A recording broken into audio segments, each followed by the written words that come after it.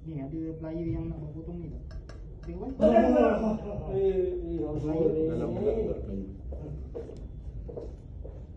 Oh, atas wajib Oh, aku nak atas wajib. Wajib tinggal dengan bersedih tu. Ikut panjang dia ikut line jalan ni. Jangan lebih saya ni. Wajib dia kat mana ambil? Ni. Dalam ni juga. Dalam tu pun banyak. Oh, siap video. Video lah. Dia dari pasal buat video. Masih TikTok mak TikTok lagi. Macam ni lah. Tiba yang tadi lah. Ni TikToker. Pisah ni. Apa kejap ni? Pisah dah. Merah, biru, hijau. Hijau neutral. Tak, dia nombor 33 tu. Yang jauh ini tak apa, yang salah. Saya kata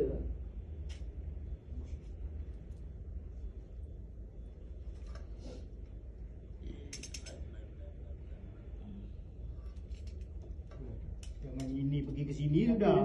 Jangan ni. Ni ke sini pula. Buat lagi satu. Yang ni Jadi dah mati kan? Hijau.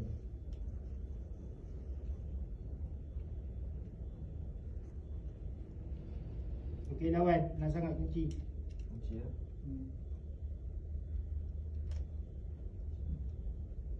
Dia tak ada bebel lagi dalam.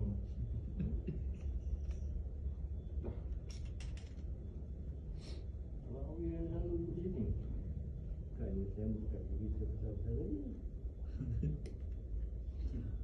Itu pasal Pasal ni hal luar bukan pasal kerja. Satu hari boleh kata gitu je.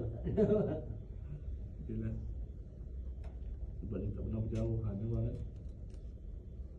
Pergi jalan jauh pun tak pernah.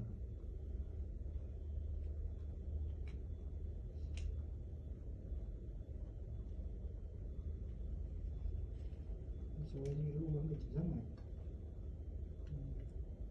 Boleh habis? Dah.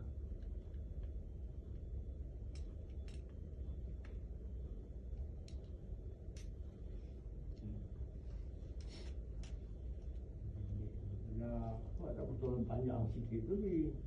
Yang. Yang. Dah. Ni live. Sekejap. Dia warna apa Ni biru. Mana? Tapi yang kamu pun ada kali. Biru. Tengok wayar dah berada wayar coklat dah. Ni warna hitam. Atau warna biru lah. Biru.